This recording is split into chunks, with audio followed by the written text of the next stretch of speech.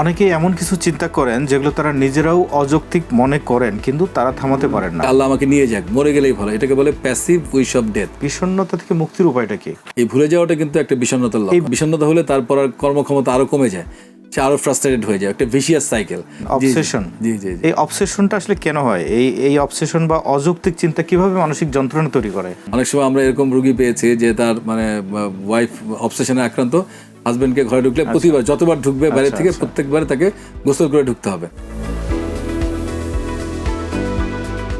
বিষণ্ণতা বা মন খারাপ এটা আসলে কেন হয়, এবং এই অবস্থা থেকে মুক্তির কার্যকর উপায়টা কি? একটা হচ্ছে আমরা বলি যে আমরা ডেইলি লাইফে বিভিন্ন নেগেটিভ ঘটনা বা নেতিবাচক ঘটনার জন্য কিন্তু আমাদের মন খারাপ হতে পারে, সেটা আবার চলেও যায় খুব তাড়াতাড়ি। কিন্তু বিষণ্ণতা যখন আমরা রোগ হিসেবে বলবো, মানসিক রোগ হিসেবে, ডিপ্রেশন বা ক্লিনিক্যাল ডিপ্রেশন, তার কিন্তু কতগুলো ক্যারেক্টারিস্টিক ফিচার থাকতে হয়। যেমন এক নম্বর হচ্ছে যে তার হচ্ছে যে এই বিষণ্ণতার যে লক্ষণগুলো, শারীরিক মানসিক লক্ষণগুলো কমপক্ষে 2 সপ্তাহ বা 14 দিন থাকতে হবে, এবং সেই সাথে এই লক্ষণের কারণে কিন্তু তার মারাত্মক তার ব্যক্তিগত, পারিবারিক, সামাজিক, শিক্ষাগত সব কার্যক্রম ক্ষতিগ্রস্ত হয়। তো বিষণ্ণতার যে প্রধান লক্ষণ সেটা হচ্ছে আমাদের মন খারাপ বা ডিপ্রেসড মুড, মন খারাপ হওয়া। আর হচ্ছে সব কিছুর প্রতি অনীহা, ল্যাক অফ ইন্টারেস্ট, যে কোনো কিছুর প্রতি, সব কিছুর প্রতি আগ্রহ চলে যাওয়া। যেমন যেসব কাজে সে আনন্দ পেত, গল্প গুজব করে, মানে তারপরে ধরেন টিভি দেখে, বাইরে গিয়ে বাসায় মেহমান আসলে, এই যে কাজগুলো সে আনন্দ পেত, সে আনন্দটা চলে যাওয়া। এর সাথে সাথে যেগুলো হয় যে আপনার ধরেন যে নেগেটিভ চিন্তা বা নেতিবাচক চিন্তা, যে সে মনে করে নিজেকে ছোট মনে করে, তার কনফিডেন্স কমে যায়, এবং একজন ভালো স্টুডেন্ট হয়তো আগে অনেক ভালো রেজাল্ট করেছে, কিন্তু বিষণ্ণতা আক্রান্ত হলে সে কিন্তু বলে আমার পক্ষে তো পাশ করা সম্ভব হচ্ছে না। অথবা সে নিজেকে তুচ্ছ মনে করে, হীন মনে করে, যে মনে করে যে যারা মিডল এজ বা বিশেষত ফিমেল যারা মহিলা, তারা বলেন যে পরিবার আমার কোনো মূল্য নাই, অথচ কিন্তু তার ছেলে মেয়ে বিদেশ থেকে সারাক্ষণ ফোনে তার সাথে কথা বলছে।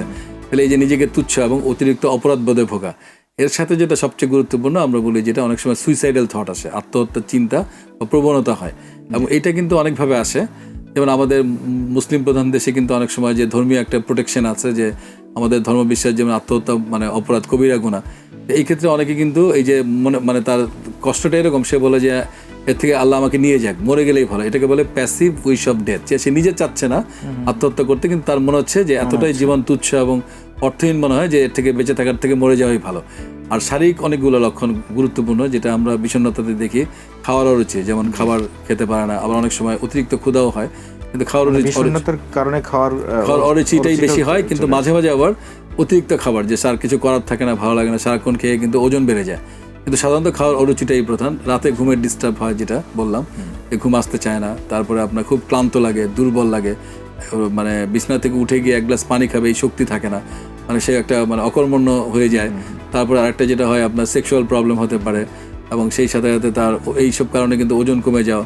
তো এই যে, এবং ক্লান্তিবোধ, এই যে ব্যাপারগুলো, এই শারীরিক মানসিক লক্ষণ যদি কারোর মধ্যে 14 দিন বা তার বেশি সময় ধরে থাকে, তাহলে আমরা বলি যে তিনি বিষণ্ণতা আক্রান্ত হয়েছেন।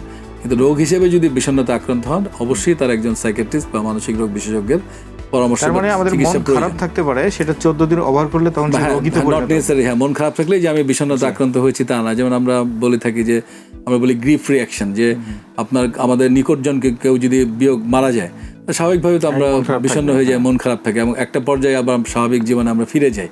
কিন্তু এটা যখন প্রলম্বিত হয় অনেক দীর্ঘ সময় ধরে, আপনার 2 মাস বা অনেক লম্বা সময় যদি হয়, সেটাও কিন্তু তখন আমরা বলি abnormal grief reaction, তখন কিন্তু সেটা আবার রোগে পরিণত হয়। এখন ধরেন কোনো পরিবারের একটা সদস্য বিষণ্ণতায় আক্রান্ত হলো, আমরা এটা বুঝতে পারছি, সেক্ষেত্রে পরিবারের কি করণীয় এবং বিষণ্ণতা থেকে মুক্তির উপায়টা কি? একটা ভালো প্রশ্ন, যে গুরুত্বপূর্ণ প্রশ্ন করেছেন। যে প্রথম কথা, পরিবার কিন্তু বুঝতে পারে, পরিবারের সদস্যরা, যেমন যখন সে দেখবে তার ছেলে বা মেয়ে ক্লাসে যাচ্ছে না, ঘরের মধ্যে আবদ্ধ হচ্ছে, আগে যেমন আত্মীয়স্বজন আসছে তাদের সাথে কথা বলতো, পড়াশোনায় মনোযোগ চলে গেছে, মানে ভুলে যাচ্ছে। এটা কিন্তু স্টুডেন্টদের মধ্যে একটা বড় সমস্যা। আমাদের বিষণ্ণতায় ক্লিনিক্যাল প্র্যাকটিসে দেখি যে তারা কিন্তু আগের মতো পড়ায় মনোযোগ দিতে পারছে না, ভুলে যাচ্ছে।